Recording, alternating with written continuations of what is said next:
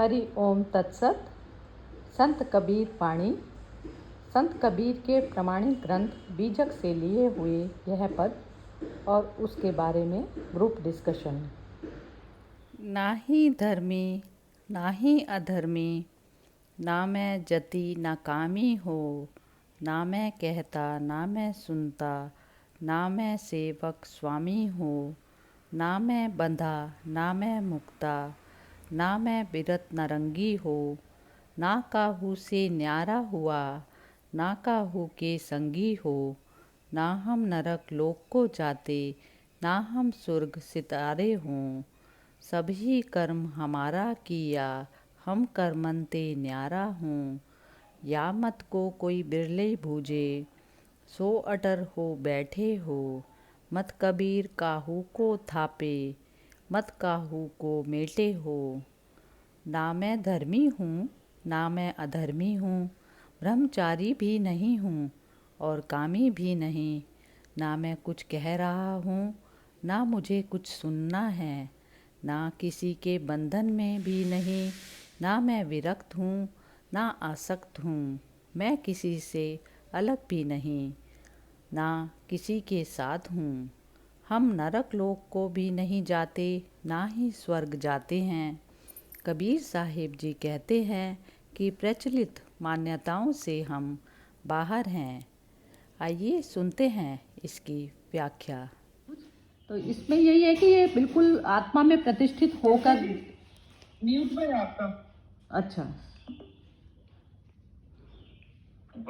हाँ अच्छा बहुत बढ़िया। इसमें जो कबीर जी जो कह रहे हैं सुरेश जी की, इसमें जो आत्मा में प्रतिष्ठित कि जिसमें वो शरीर का पूरी तरह से उसको आभास है कि ये शरीर जो है एक मशीन की तौर पे जैसे जो मुझे मिला हुआ है, तो उसके सारे कर्म आत्मा में प्रतिष्ठित होकर हो रहे हैं। क्योंकि आत्मा का तो कोई धर्म नहीं, आत्मा में जो प्रतिष्ठित हो गया उसके लिए ना तो कोई स्वर्ग रह गया ना नरक रह गया, क्योंकि स्वर्ग नरक सब कुछ मन से लेना देना है। तो जब आप माइंड को जब आप देखने वाले हो गए तो आप उन दोनों चीज़ों से विरक्त हो जाते हैं। तो इस प्रकार से जो सारा कुछ जो माइंड का जो खेल है, जब आप माइंड को एज अ साक्षी की तरह से देखने वाले हो गए, तो जो आप कर्म बंधन, जब हम मनुष्य जब शरीर भाव में आता है तब उसको कर्म बंधन लगता है। तो जब शरीर भाव में आकर आपने कर्म ही नहीं किया, शरीर को एज ए इंस्ट्रूमेंट आपने यूज़ किया, तो आप इन चीज़ों से पहले से ही बाहर हो गए। क्योंकि ये सारी जो मान्यताएं हैं वो माइंड की हैं। माइंड उन सारी मान्यताएं माइंड में भरी हुई हैं, तो वो हम माइंड के साथ में अटैच हो जाते हैं या आइडेंटिफिकेशन उसके साथ कर लेते हैं। तो तब हमें ये समस्या आती है कि हम उसको मैं मान लेते हैं, और जबकि शुद्ध मैं में कुछ भी नहीं अटकता। तो जैसे कहते हैं ना, चेतना का उससे उससे विवाह हो गया शरीर से। तो अब शरीर जो है डिमांडिंग पोजीशन में हमेशा रहता है, तो चेतना बार बार भूलती रहती है इस चीज़ की वो कि मैं शरीर में एज अ इंस्ट्रूमेंट यूज़ करूँ, ना कि शरीर भोग के लिए करूँ। तो वो जब जैसे ही उसको ये चीज़ पता चलती है, तो वो इन सारी जो मान्यताएं हैं, वो जैसे कहते हैं ना, गधे के सिर पे से सींग कह दो, या फिर सांप जैसे केचुली पूरी तरह से छोड़ देता है अपनी। तो उस प्रकार से जो है मनुष्य भी उससे अलग होकर और चेतना में स्थापित हो जाता है, अपनी पूर्ण शुद्ध चेतना में स्थापित हो जाता है। तो ये पूरा आत्म प्रतिष्ठित व्यक्ति के, जैसे कहते हैं ना, वो है ये वचन जो कबीर जी के निकले हैं। हाँ जी सुरेश जी, आप बताइए। नहीं, मुझे तो आप लोगों को सुनते ऐसा लग रहा है कि मतलब आप इसे चेतना के उस स्तर पर हैं कि आपको कुछ भी बताने की जरूरत नहीं है, और जिसे कहते हैं कि हल्का सा इशारा ही बहुत है ना। तो इसका मुझे इसलिए बहुत अच्छा लग रहा है कि अपने स्वप्रयासों से आप लोगों ने जो भी दर्शन है, जो भी आध्यात्म है, उसको इतने अच्छी तरह से आत्मसात कर लिया है। और न सिर्फ आत्मसात कर लिया है, उसको व्यक्त भी बहुत अच्छी कर सकती हैं। तो ये तो बहुत अच्छी बात है श्वेता जी। बहुत अच्छी बात यही होती है कि ज्ञान को हम अपने भीतर उतार लें। सुनते रहने से, पढ़ते रहने से तो शायद उतना लाभ नहीं मिलेगा, लेकिन यदि ज्ञान जब उतर जाता है तो फिर वो लाभ देने लगता है ना। तो बहुत अच्छा। कपिल जी, आप भी कुछ कहिए। सुरेश जी, कपिल जी तो म्यूट पर हैं, तो ये सुरेंद्र जी, ये सुरेंद्र पाल सिंह जी बोलेंगे और मोना बोलेगी। हाँ बहुत बढ़िया, बहुत बढ़िया, वेरी गुड। नहीं, मैं तो आज थोड़ा बाहर चला गया था, लेट हो गया आने में। जी तो अच्छा अभी सिंह साहब, हम ना ये 23 वाला ही कर रहे थे जो हमने कल 22 किया था, 23। 23 तो वाला। हाँ जी, और मोना भी अभी ज्वाइन किया, मोना ने भी। तो हाँ। इसमें हमने मतलब मैंने और सरिता जी ने मतलब उसकी व्याख्या कर दी जो हमें समझ आया। तो सुरेश जी आज एंड में बोलेंगे, वो बीच बीच में मतलब हम क्या समझ रहे हैं वो उसका हम अपना जैसे हम करते हैं अपनी क्लास में। तो अब चाहो तो मैं हिंदी एक बारी पढ़ लेती हूँ और फिर आप और मोना यदि बता दें। हाँ जी, हाँ जी। हाँ जी, ठीक है। ना मैं धर्मी हूँ ना अधर्मी हूँ, ब्रह्मचारी भी नहीं हूँ और कामी भी नहीं। ना मैं कुछ कह रहा हूँ ना मुझे कुछ सुनना है।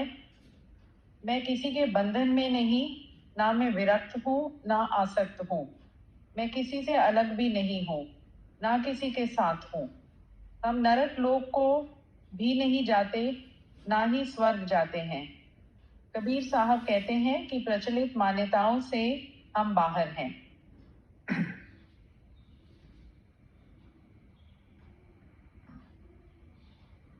यहाँ पे कबीर साहब ने सब मान्यताओं को ठुकरा दिया है, यानी कि जो भी हम मान के चलते हैं या सुन के चलते हैं या दूसरे को देख के चलते हैं, कर्म कांड करते हैं, जो भी करते हैं, तो उनको सबको इन्होंने बिल्कुल एक तरह से ठुकरा दिया, मतलब उसको उसकी कोई जरूरत नहीं है। तो मान्यताओं से बाहर निकल के सच्चाई की तरफ जाना है, ट्रुथ को ढूंढना है। वो अपने अंदर, हम अपने अंदर ही झांक के देख सकते हैं कि हमारे अंदर क्या चल रहा है। तो वही बोलते हैं, ना मैं सुनता हूँ ना मैं सेवक हूँ ना मैं स्वामी हूँ, सब कुछ भी, मैं कुछ भी नहीं हूँ। मैं तो वो एक ही हूँ बस, जो हम सब हैं। So that is what I think Kabir साहब बोलना चाह रहे हैं इसमें, जितना मेरे को समझ आ रहा है। बहुत बढ़िया। इतना ही। बहुत अच्छा। बहुत और कोई है? मोना है, पता मोना बोलोगी तुम? नहीं, मोना नहीं बोल रही। तो सुरेश जी आप इसको एक्सप्लेन कर दीजिए थोड़ा सा, अपने अपने भाषा में कर दीजिए जो आप बताना चाहते हैं। जी जी जी। तो मोना जी का ऐसा है कि खामोश रहो या ऐसी बात करो जो खामोशी से बेहतर हो। ठीक है? तो खामोशी से बेहतर। अब खामोशी से बेहतर तो कुछ नहीं होता। कबीर साहब ने जैसे कहा कि गूंगे का गुड़, है ना? पिछले सेशन में किसी ने बताया था कि गूंगा व्यक्ति गुड़ जब खा लेता है ना? हाँ, गूंगा व्यक्ति जब गुड़ खा लेता है तो उसका अंदर ही अंदर स्वाद लेता है। उसे ये कैसे बताए? तो इसी तरह से जो सत्संग है, जो ज्ञान है, जो चैतन्यता है, वो एक ऐसी स्थिति है कि वो बताई नहीं जा सकती है। हर व्यक्ति गूंगे के गुड़ की तरह उसे उस आनंद अनुभूति में रहने लगता है ना? ये उसकी बड़ी विशेषता होती है। और हम उसी की तरफ जाने का प्रयत्न कर रहे हैं कि जितनी क्लियरिटी आती जाएगी हमको गूंगे के गुड़ का स्वाद मिलने लगेगा। फिर दो चीजें हैं। मुझे बस ये बोलना कि कर्म कांड का ना, मतलब जो मतलब मन से वो होता है ना, वो ज्यादा मतलब होता है। कर्म कांड इतनी वो नहीं रखता उसके आगे इम्पोर्टेंस, जो इंसान मन से जुड़ा हुआ होता है। बहुत बढ़िया। और वैसे भी मेरे ख्याल से दोहे में यही अनुभूति का ही है, सर्वोपरि रखा है। अनुभूति को जो आप महसूस कर रहे हो, जो आपका अपना अनुभव के अनुसार, ना कि मान्यताओं के, प्रचलित मान्यताओं को। वो जैसे वो जगन्नाथपुरी का है ना, वो जो एक लेडी वो भगवान के लिए खिचड़ी बनाती थी, तो वो बिना नहाए ऐसे ही बनाती थी प्रेम में, तो वो भगवान बड़े खुश होके खाते थे। तो किसी ने उसको बोल दिया कि नहा धो के बनाया कर, तो उसको टाइम लगने लग गया, तो भगवान को मतलब टाइम भूखे रहने लग गए। कहते नहीं, मुझे ये इसकी जरूरत नहीं है, भी नहा धो के मेरे लिए बनाए। मतलब उसमें लेट हो जाती थी वो खिचड़ी बनाने में ना, मतलब ये कर्म कांड हो गया जैसे, मतलब क्या बात है, क्या बात, क्या बात। यार वही शबरी शबरी वाला बहुत भी सुंदर, वही है। बहुत सुंदर है बहुत ना। सुंदर, बहुत बहुत सुंदर, सुंदर बहुत है। सुंदर, बहुत। देखिए आप लोगों के भीतर जो मोती छिपे हुए हैं ना, तो मेरा उद्देश्य तो उनको निकालना है, और ये मेरा एक षड्यंत्र है।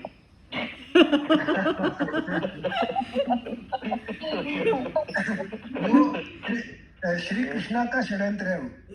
अच्छा, और सरिता जी रोज हमारे साथ एक षड्यंत्र करती है। नहीं, मैं कुछ नहीं करती इसमें। बिम्बी जी एक ही है, हो गए सारे। अब एक वाले उस पे आ गए हैं, तो तभी तो समझ पा रहे हैं एक दूसरे की बातें। अदरवाइज तो समझ ही नहीं आती, एक दूसरे की बात ही नहीं समझ आती कि क्या बोल रहे हैं। तो ये हमेशा टू वे होना चाहिए, है ना। कुछ आप कहें, कुछ हम कहें। ये तो सुरेश जी आपने तो मतलब इसमें जैसे वो हो गया कि जैसे हम कहीं पर भी गलत है ना, तो आप इतनी सिंपल और सीधी भाषा में बताते हैं। आपकी लैंग्वेज में ये पता चलता है, जैसे सागर के उस पे आप तली को छू लिया ना जिसने, आपके अंदर वो चीज़ आ चुकी, एक सब्र और पेशेंस, वो सब आ गया। जैसे अब हमने ज्वाइन नहीं किया या लिंक में कुछ प्रॉब्लम आई, तो आपका टेम्परामेंट एज इट इज़ ही रहा।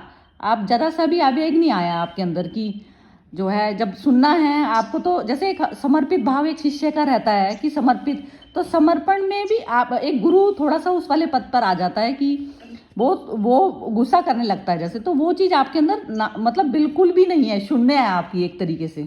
तो वो चीज़ मुझे बहुत ज़्यादा प्रभावित की आपकी, कि ऐसा जो है मुझे लाइफ में पहली बार ऐसा इंसान मिला कि जो हमसे हायर लेवल पर है, और वो उसके अंदर ज़रा सा भी क्रोध नहीं आता बाहरी सिचुएशन पर। तो ये चीज़ मुझे बहुत ज़्यादा पसंद आई आपकी। मेरे बारे में मुझे पता चला। तो ये बहुत अच्छी बात है। तो चलिए हम एक बार से इस पूरे पद का अर्थ आप लोग समझ चुके हैं कि हम जब किसी धर्म, किसी संगठित धर्म के सदस्य हो जाते हैं, तो उस धर्म के मूल तत्व, धर्म का काम है जोड़ना।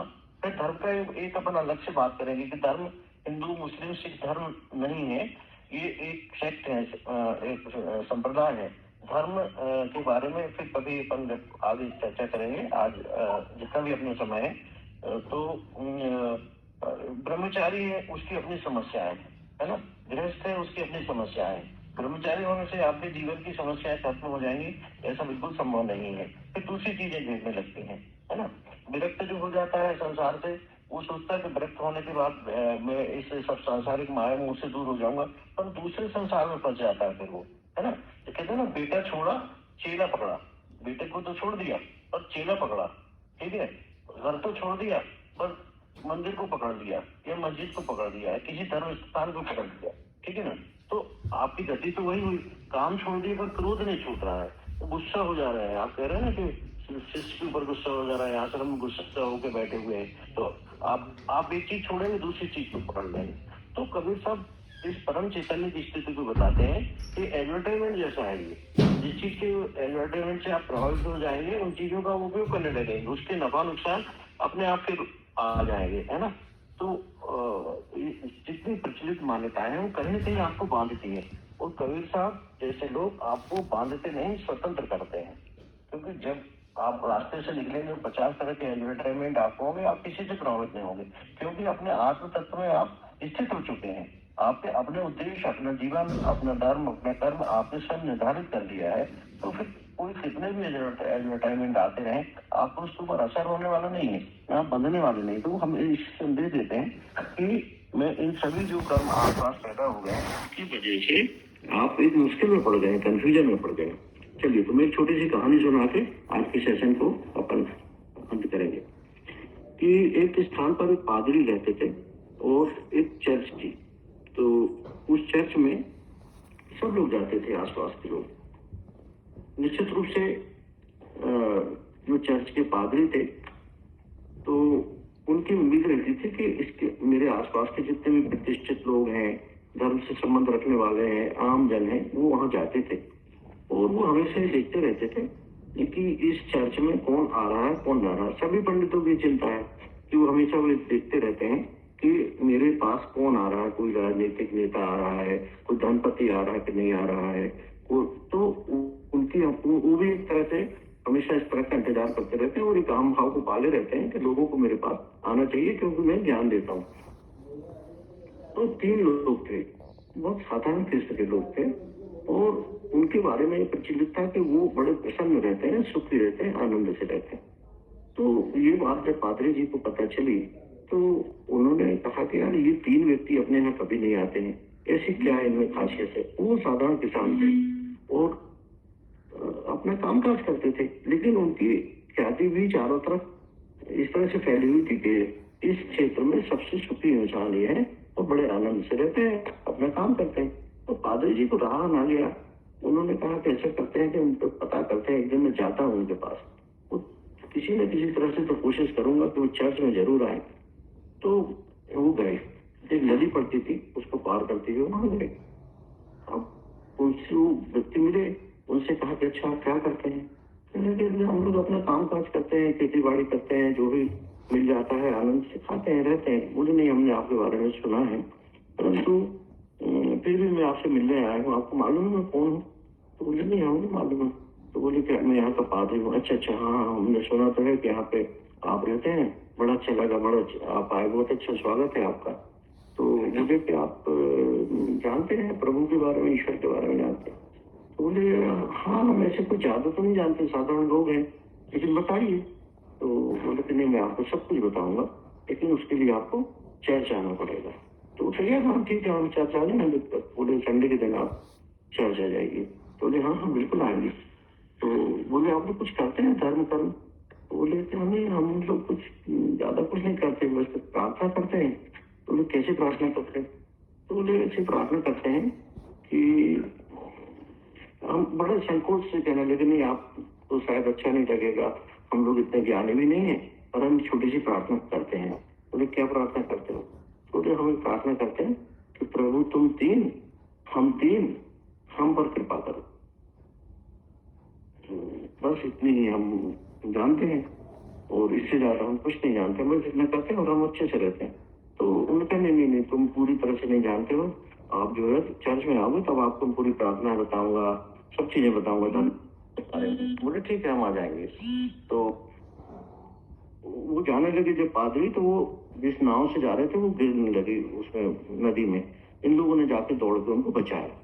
तो उन्होंने कहा कि आपने मुझे मतलब बचाया, ये आपने कहाँ सीखा, कौन से धर्म से सीखा?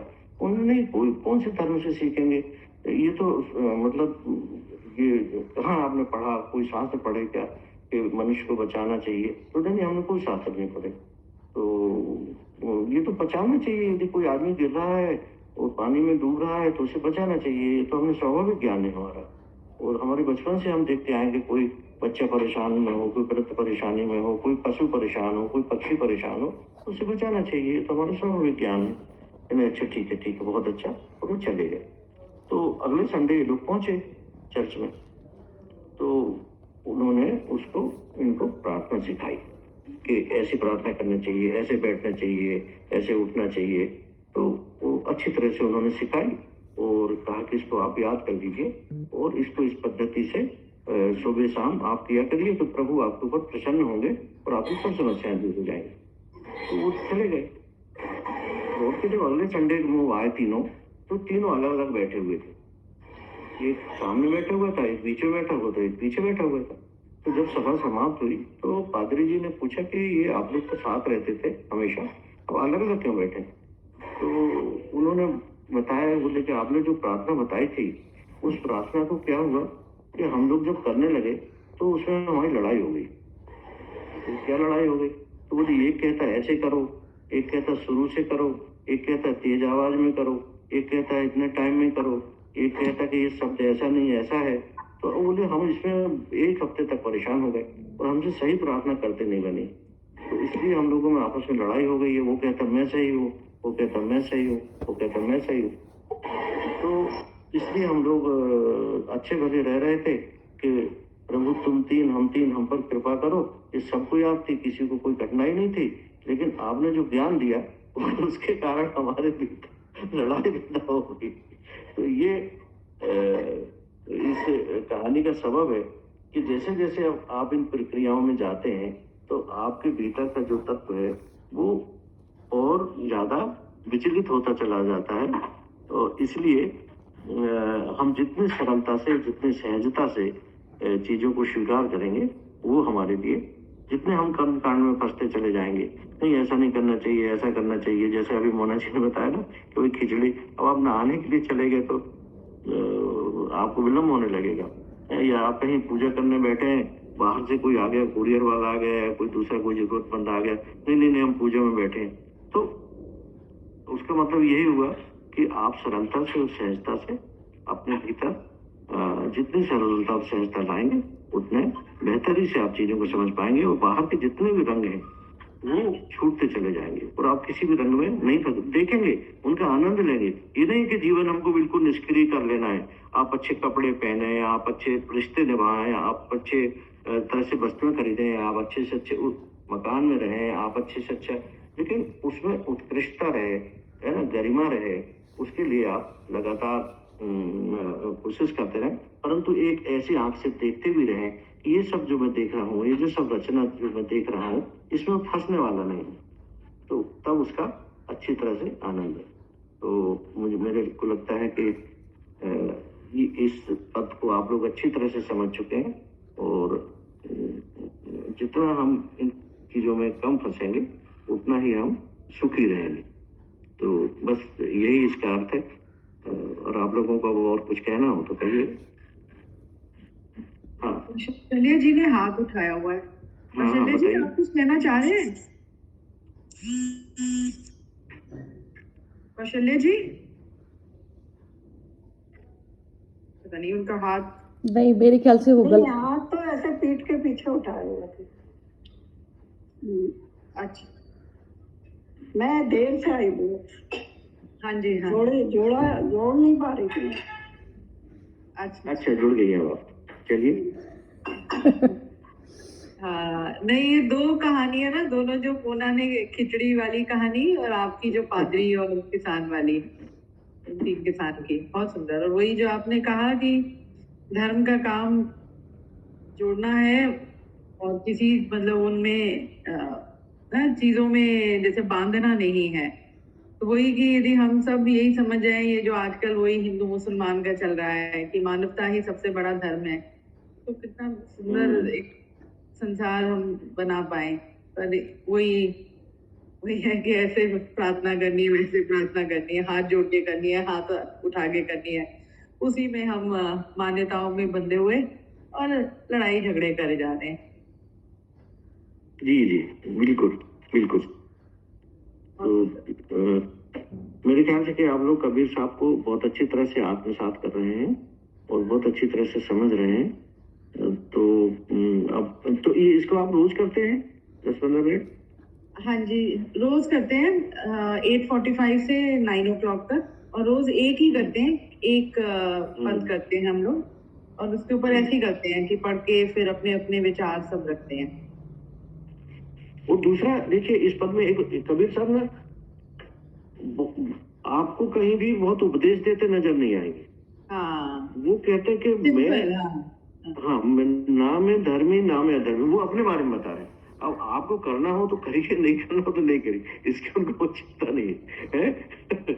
वो अपने बारे में बता रहे हैं कि मैंने इस तरह से परम तत्व को जाना है, परम चैतन्य की स्थिति में मैं इस तरह से गया हूँ, वो प्रोसेस बता रहे हैं। अब आपकी क्या स्थिति है और आप कैसे जा सकते हैं, ये अपन को समझना है ना। वो कभी भी इस तरह से कोई ला देते नहीं है कि आपको ये ऐसा करिए, वैसा करिए, ऐसा करिए, वैसा करिए, इस तरह की कोई चीज नहीं करते हैं। वो तो एक स्थिति बता देते हैं और उसके बाद फिर आप उससे जो समझ जाए, ठीक है। ये बिल्कुल सुरेश जी, मेरे ख्याल से ऐसा है ना कि जैसे हमारी जो मान्यताएं और ये सब चीज़ें जो हम धारणाएं बना के बैठे होते हैं, तो वो धारणा के उसमें फंस जाते हैं, और जो करंट मोमेंट में अब जो हमें एक्शन लेना है वो चीज़ हम भूल जाते हैं। हर क्षण हमारे साथ यही हो रहा है। तो अब प्रेजेंट मोमेंट में यदि मैं प्रेजेंट हूँ, उस मोमेंट को अटेंड करने के लिए बिना किसी धारणाओं के किए, तो तभी मैं मुक्त तरीके से डिसीजन ले सकती हूँ कोई भी चीज़ का, कि सामने कोई भी जो सिचुएशन मेरे सामने आई है या जो भी क्षण आया है, तो उसमें मेरे को क्या एक्शन लेना है। अब क्या होता है मनुष्य, अब जैसे मेडिटेशन ही होता है, जैसे ये टेक्निक जो आजकल चली हुई है, तो उसमें बैठेंगे और पता चलेगा मेडिटेशन में बैठे हैं, और जो 10 मिनट के लिए जो बैठे थे, तो उसमें कोई 10 तरीके के घर में काम भी आ गए ना, तो उसमें वो परेशान होते हैं। तो परेशानी नहीं है ना, तो वो समय उस चीज़ को भी तो अटेंड करना बनता ही है ना। तो ऐसा मेरे हिसाब से भी यही होता है कि हम प्रेजेंट मोमेंट को बिल्कुल 100% देख के जिएंगे, तो उसमें एक्शन भी सही होगा। हम देख नहीं पाते क्योंकि हम हमेशा पुराने उसमें प्रीवियस मोमेंट में हम फंसे हुए होते हैं। जैसे मेडिटेशन को भी ये बनाया हुआ है कि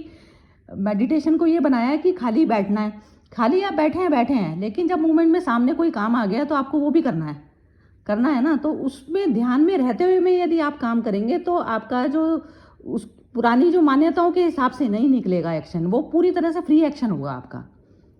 तो मेरे हिसाब से मेडिटेशन यही है कि हर मोमेंट को आप 100% अटेंड कीजिए, जो भी आता है।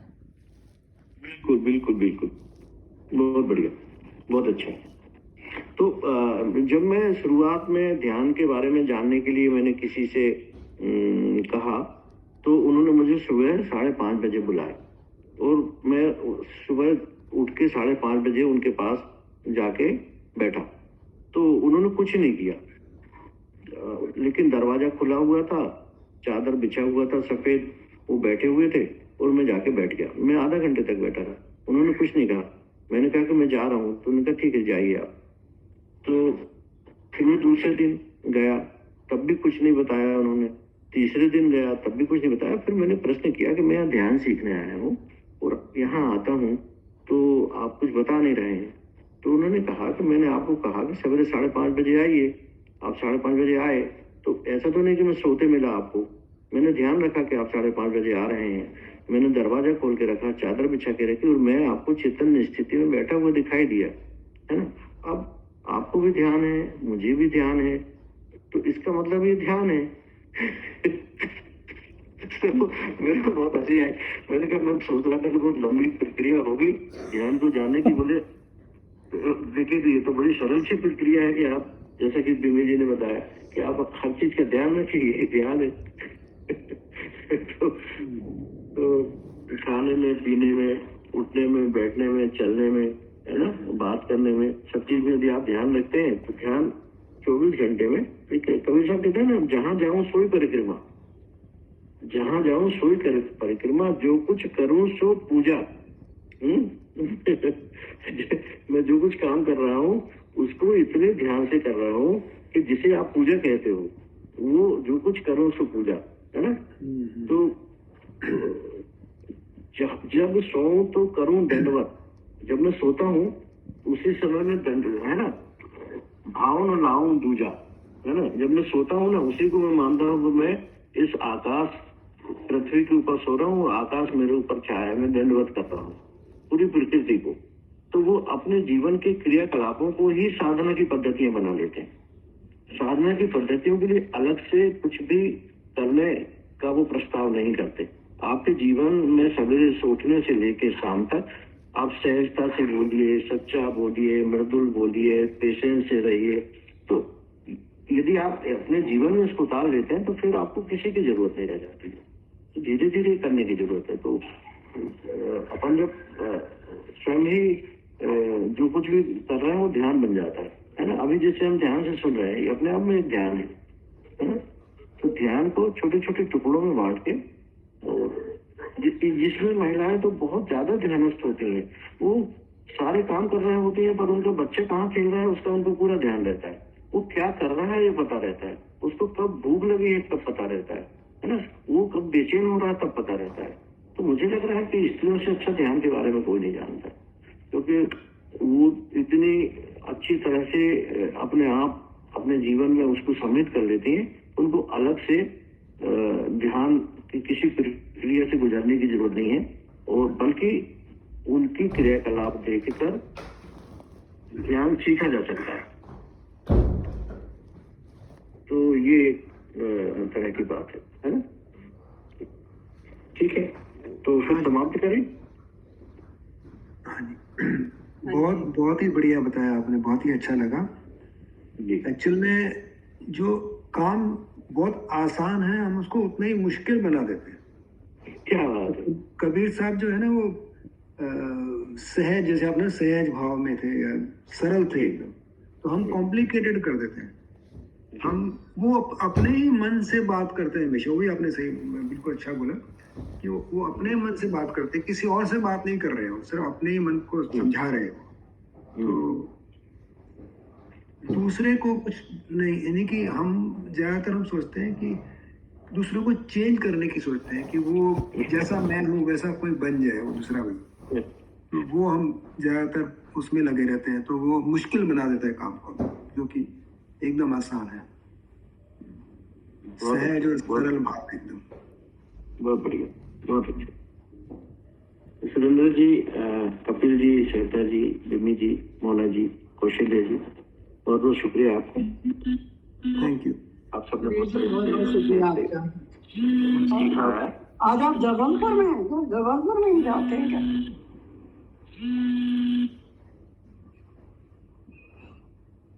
एग्जिट कर लिया उन्होंने सुबह जी। हाँ, वो जबलपुर में थे आज। चलिए ठीक है, तो खत्म करते हैं आज। हाँ कौशल्या जी बोल रही है कुछ। कौशल्या जी बोलिए। नहीं, बस वही पूछना था, मैं वहीं रहती थी ना। अच्छा अच्छा, तो आप बुलाना चाह रही थी उन्हें? नहीं, मैं तो अभी तो अहमदाबाद में हूँ ना। अच्छा पहले अच्छा जबलपुर ही। अच्छा, पहले रहते थे। अच्छा, हाँ ओशो भी जबलपुर से थे ना कौशल्या जी? हाँ जी, हाँ जी। अच्छा अच्छा, चलो आप तो वैसे भी वो जो है जो बुद्ध पुरुष थे उनके ही उसकी हो आप क्षेत्र की, तो बहुत ही बढ़िया। अभी थोड़ा ज्यादा बोल रहे थे। नहीं नहीं, ज़्यादा क्या है, तो क्लैरिटी वो आपके बोलने से ही आती है कि हम जो मान्यताएं, वही है मान्यताओं का ही सारा चक्कर है कि मान्यताएं जो बना के बैठे हैं, सारी मान्यताओं को ही गिराना पड़ता है। वो जीरो लेवल पर आकर ही ध्यान रहता है। वो जैसे इन्होंने जो बच्चे का जो ध्यान बताया ना, तो वो बच्चे का भी ध्यान क्या है कि माँ का ममत्व उसके प्रति अटैच है, तो वो शून्यता में बैठकर ही आपको भारी परिस्थितियाँ भी पता चलती हैं, क्योंकि ये सारा कुछ जो है माइंड का गेम है। तो गेम जो है बिल्कुल जीरो लेवल पर आना पड़ता है बार बार बार बार। बस जीरो लेवल पर जब मनुष्य होता है ना, तो वो जहाँ पर पूरी तरह से ध्यान रखना चाहता है तो फिर वो करता है। वो तो कहते हैं ना, पूरा होल्ड अपने उसमें आ गया, माइंड आपका आपके होल्ड में है पूरी तरह, वो चीज़ कर। नहीं, और आज मोना का भी बहुत अच्छा था। बहुत कम बोलती है, बहुत कभी कभी बोलती है, वो बिल्कुल सटीक, मतलब ना वो बुलजाए वाला होता है इसका एकदम। एक ही सेंटेंस में all in one, all in one कर रहे थे। बहुत देखे ना, एग्जाम्पल दिया वो, हम तो उसमें कुछ और बोल रहे थे, पर उसने जब एग्जाम्पल दिया तो ये ना बिल्कुल बिन्नी जी, ये भोली है बिल्कुल। ये उसमें भी थी ना, प्रेम भाटिया जी के सेशन में भी थी, तो भोलापन जबरदस्त है इसके अंदर। तो वो आवाज से ही झलकता है। हाँ, चलता है। तो बहुत अंदर से, जैसे वैसे भोलापन से ही निकलती है सब चीज जो निकलती है ना, तो उसमें वो दुनिया की जैसे चालाकियां होती है ना, वो शामिल नहीं है। हम लोगों ने वो पढ़ते लगी हुई है हमारी, तो वही ना मखौटे इस पे है ना, बिल्कुल सिंपल, वही भोलापन से ही सच्चाई निकलती है, वही अनुभव अपना। ये ओशो ने भी तो ये बोला ना कि जो अपने आप अंदर से निकले प्रार्थना, वही मतलब असली होती है। जो कोई मतलब सिखाता है कि ऐसे बोलना चाहिए, ऐसे भी जब तुम भगवान के साथ टच में होते हो तो वो असली नहीं होती, जो तुम्हारे दिल से निकलती है। तो नहीं, रोजमर्रा में भी तो वो होता है ना, कोई तुम्हें कहे कि ये काम इस तरह से करना है, उस तरह से करना है, मतलब जैसे एग्जाम्पल, जैसे जब हम लोग की, जैसे सभी ऑलमोस्ट लेडीज ही हैं इसमें, तो शादी होती है तो दूसरे परिवार में जाते हैं, तो वहां पर जैसे तभी तो सास और बहू की वो खटपट ज्यादा होती है कि सास ने इतने सालों से करती आई है तो उसको उसमें से चाहिए, और वो जब वो कहने की कोशिश करती है तो बहू को लगता है कि क्यों मैं क्यों करूँ ऐसे। तो वही डिफाइन हर चीज ज्यादा कर देना उसी में ही। और वहां पर मुझे वो उससे भी बड़ा याद आई, वो जो 3 इडियट्स में था, वो मशीन की भाषा को, मतलब आप बुक्स में आपने उसको डिफाइन करके क्या कॉम्प्लिकेटेड बना दिया, और वही वो रोंचो इतना सिंपल वे से मशीन का बता देता है, और एक्चुअल में वही है। लास्ट में तो कितना सब सरप्राइजिंग था, बहुत ही मजा आया था जब लास्ट लास्ट में वो क्या था, वो जो साउथ इंडियन था, जो वो जाके जब मिलता है उसको ले में हाँ मिलता है, तो तब तो वो तो बहुत ही मजेदार सीन था, बहुत। प्रैक्टिकल होना सीखो, ना कि ये किताबी। किताबी वाला वो वही है, जितनी जितनी लेयर हमारे ऊपर चढ़ गई ना, बस वही उतारने का काम मिला हुआ है, और कुछ नहीं है। और वो हम लेयर चढ़ा के हम समझते हैं पता नहीं क्या हो गए हम 30 मार्क का, तो वही। चलो खत्म करते हैं आज का, मंडे मुलाकात करेंगे फिर, है ना? हाँ जी, चलिए हाँ जी। ठीक है, ओके। आज मैं थोड़ा अटक गया कहीं पे, फोन भी नहीं था मेरे पास, तो नहीं, मैं- वो सिंह साहब आपका ना वो लिंक भी नहीं काम कर रहा था, लिंक आपने ना नहीं लिंक संडे। लिंक लिंक इसलिए काम नहीं कर रहा था क्योंकि मैंने ऑन नहीं किया था ना, अच्छा अच्छा, ठीक है। मुझे ऑन करना पड़ता है, उसके बाद वो काम करता है। हाँ हाँ ठीक है। हाँ, वही हम ज्वाइन नहीं कर पा रहे थे, हाँ। वही आना था दोस्त का। मैं फोन लेके नहीं गया साथ में, नहीं तो रास्ते में ज्वाइन कर सकते थे। नहीं नहीं, कोई बात नहीं। देखो आप ये देखिए कि हम सब सारे ही निमित्त हैं, वो निमित्त हैं तो वो कोई भी अरेंजमेंट कर देगा। यदि ये सेशन होना निश्चित था तो वो कुछ ना कुछ कर देता है इस तरीके की चीजें। तो आप देखिए बिल्कुल ही मतलब ऐसा हो गया, वो इन्होंने फटाफट से लिंक बना दिया और हो गया। तो ये चीजें देखो, हर मोमेंट पे यदि हम उससे विचलित हो जाते और हम नहीं ज्वाइन करते तो ये चीज, लेकिन हमारे हाथ में नहीं थी, ये चीज ऊपर से ही निर्धारित थी कि होना है, इनके साथ में मीटिंग होनी है, चाहे ये बेशक बाहर भी थे तो भी होनी थी। तो कितना पर हम वो छिपकली के भाव में चले जाते हैं ना। हाँ। जैसे बिल्कुल ही ठीक कह रहे हैं। चलो खत्म करते हैं। सब हो रहा है, लेकिन हम सोचते हैं कि हम कर रहे हैं। हाँ नहीं, ये बहुत मजेदार सेशन रहता है वैसे, मैं तो बहुत एंजॉय करती हूँ। सिंह साहब ये जैसे 5-6, चाहे बेशक 4-5-6 लोग हैं हम, लेकिन ये ना वेवलेंथ एक हो गई, तो उसमें मजा आने लगा कि बिल्कुल एकदम एक ही यूनिट हो गया जैसे, बिल्कुल तो उसमें अच्छा लगता है। हम्म। चलो खत्म करते हैं फिर। ओके ठीक है। ओके जी, ओके। बाय जय श्री कृष्ण। बाय।